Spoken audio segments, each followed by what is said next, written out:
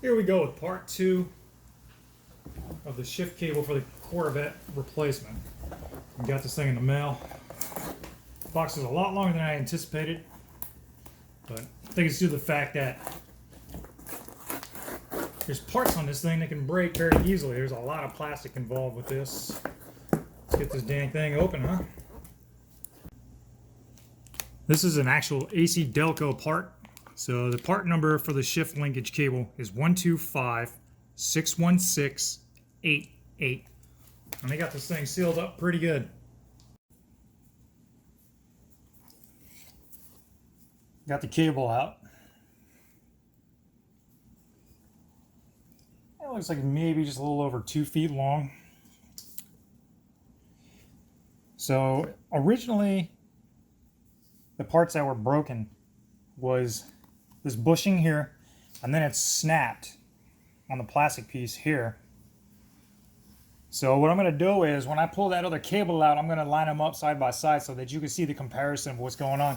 So this is the part that's going to go into the shifter itself inside the car, and then this is the linkage that's going to hook up directly to the transmission itself for the gear selector on the transmission. First thing I'm going to do is lift up the vehicle. There's 2 jack points under the vehicle where there's the fiberglass is not covering up the frame, and I'm using a hockey puck. There's the linkage for the shifter, which is the shifter right here. So it goes back and forth. So all the way in the back position should be the park position, and I gotta pop that off right there, this piece here. So I'm going to get a screwdriver and see if I can finagle it off. Alright, so right here is the bracket. It's one nut, and then there's another nut on top of that. If I can even get my hand in there. A little bit higher. The nut right up in here. Right there. So you got to move those 2 to get this bracket out that holds it in place. And then, of course, it runs up underneath the vehicle, which I'm thinking that I might have to zip tie the new one to the old one and try to pull it through and hope nothing breaks. So what I'm doing here is I was using my impact stubby with a 3-inch and a 6-inch extension.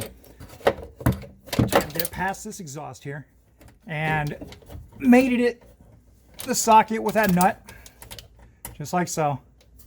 And I was able to unloosen it, which is not exactly easy to see.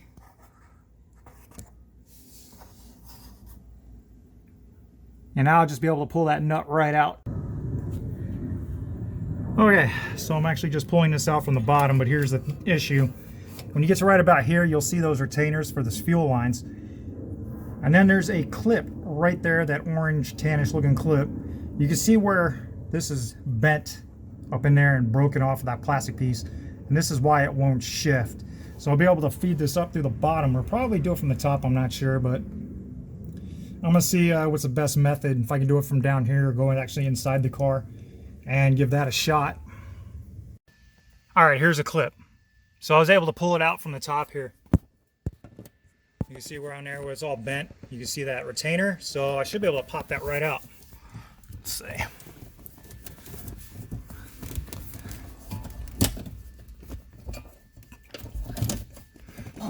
Let me work on this a bit here.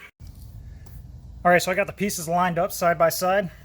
So you're gonna use the old bracket, which isn't, you know, I don't think it's cool that they don't send you the same hardware, that you have to reuse the old stuff, but whatever. It's metal, it's okay. If you take a look at here, there's rubber in there. So what happened with this one is the rubber, this is the new bushing that I had put in as well, but there was a rubber piece in there that dry rotted out. And it looks like with this new one here, they went ahead and did away with that rubber piece. So you can see right here where this is where it broke. It snapped right in there on that plastic piece. So it was not able to shift, which sold garbage. I mean, it looks pretty much the same design. So hopefully, but this car's about 17 years old. Hopefully get another 17 years out of this vehicle with this cable, rather. So, right. Pop this piece out, which wasn't even too hard to do with just my fingers on that other one. So we're going to remove this. And there's little two squeeze tabs there. Actually, it's kind of a little pain to get out because the other one, like, it slid over. So that's how I got it out of the car. Inside the car, where I was having problems with it under the shifter, you got to squeeze these two tabs. So over here, you got to squeeze these two tabs and then slide it right through that hole.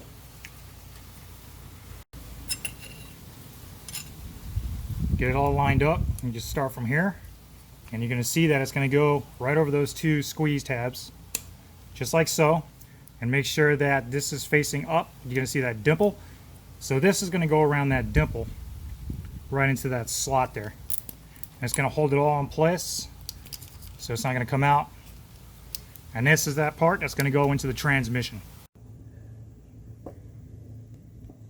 All right, so I got that cable slid in there. So I just kind of feed it from the back side, work it around on top of those fuel lines. Now I'm going to go inside the car, and I'm going to slip it on into that retainer right there, and then I'm going to put that clip back in as well.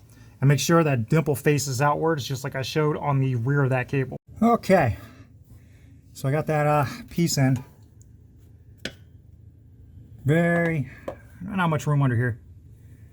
So you got to make sure that little notch right here feeds through the gap. So there's that dimple I was talking about on the other end. You're gonna make sure that plugs through, just like this. So that dimple that's under that clip, and then I'm gonna have to take the clip and put it right through there. Shouldn't be too hard. So it's gotta be put in the exact same way. And I'm gonna go up top side and put that bushing through the shifter. Get that all connected.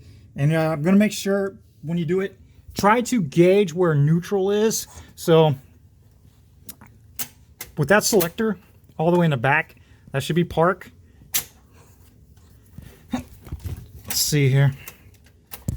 Ouch. Clipping my fingers here. I'm getting all cut up. So that should be park. Next one should be reverse. And that next one should be neutral. Okay, there's the stem of the shifter. I got that connected. It's in the neutral position. And the toughest part so far was just that one clip right there. There's not much room. I was trying it from this top. I felt that I got it in through the top kind of blindly. And then I saw that it was sticking out. So I was able to come from underneath, push it in with my finger a little bit. And then I just used a screwdriver to prop it on there a little better. So I'm going to run this through and get this up to the transmission, get this thing all hooked up.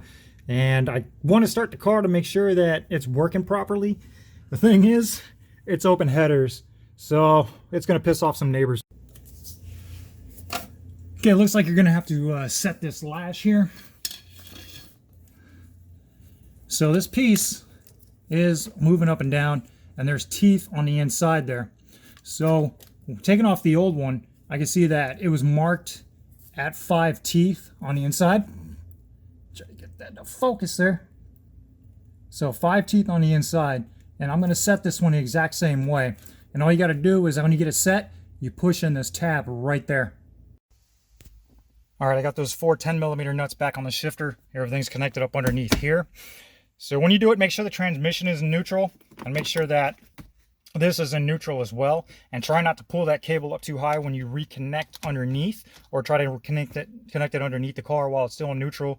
But I found it a little easier to do it on the top side here. So you can see got the keys to the accessory position, and I can't pull that back, so that's a good sign. So I'll step on the brake. Now it click over, and I'm just going to bump it. I have open headers on this thing. I'm not going to start this.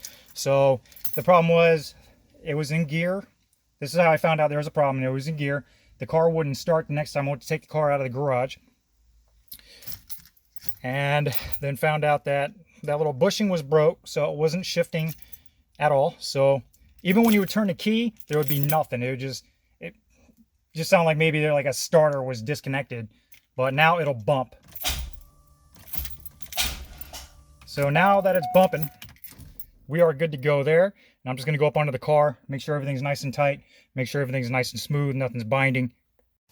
All I got to do now is just bundle her back up, put that torque plate back in there with the exhaust. Got all this stuff scattered everywhere. I just need to get all this stuff out of here, clean it up, get the car out of the garage finally, start to enjoy it again. And just get up under there and clean up all this mess that I got.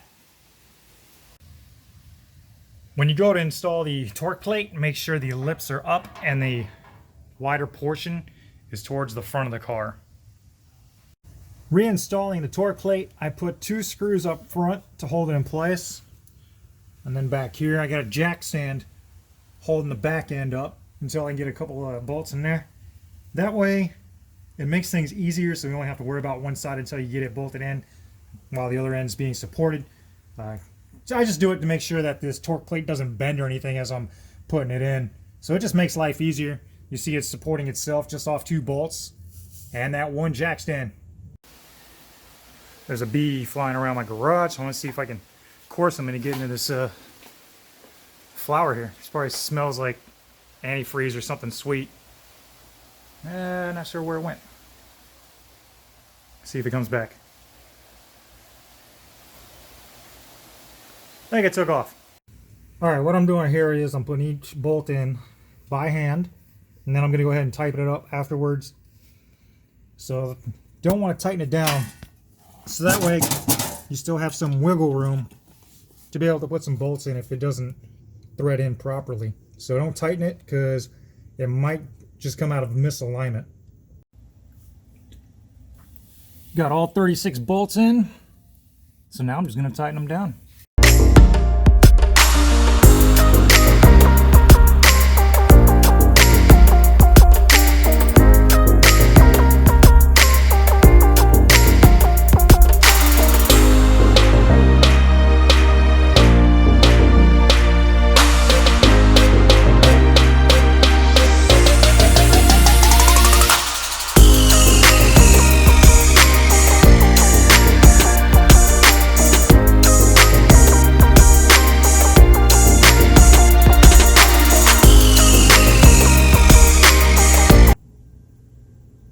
The next thing to do under here is going to be hook up the exhaust, and remember those 2 O2 sensors crisscross.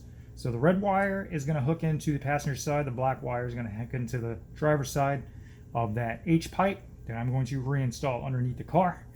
And then they should be all good to go, be able to drop the car, just make sure all the bolts and everything goes where they need to go. Here's a progress report. I've been struggling with this exhaust, especially since I'm running a one-man team here. Just trying to get this all lined up. It was not easy. I had to go back and forth between the front of the car and the rear of the car trying to get everything aligned. So it wasn't easy. I just figured once I got these 2 bolts in, things would come a little easier for me. Just kind of get it set in place. So I don't have those torqued all the way down yet. There's still some wiggle room. And I put those flanges back up on there with those nuts, which I don't know, I'm thinking that rusty nut there, I might anti-seize it. I don't know if really that's a really good idea, but I might put some PB Blaster on there, do something to get some of that rust off. But anytime that metal heats up, it does rust quick, like if you live by the ocean or something. So that's just a little quick update here. It's really kicking my butt, but it's getting in there. So I think I only swore twice.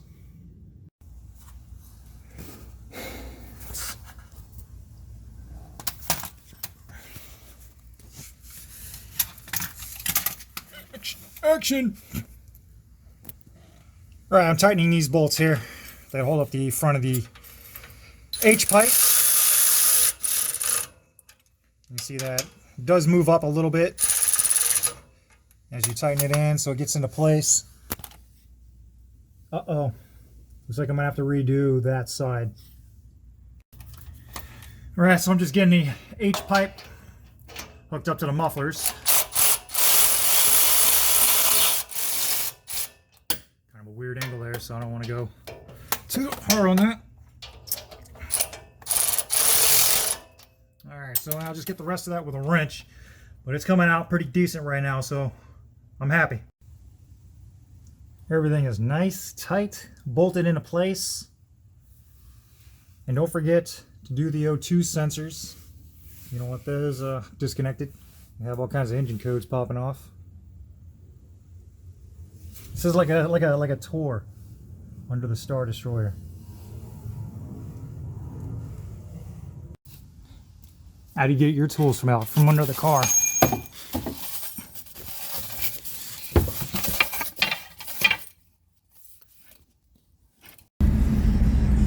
Test run.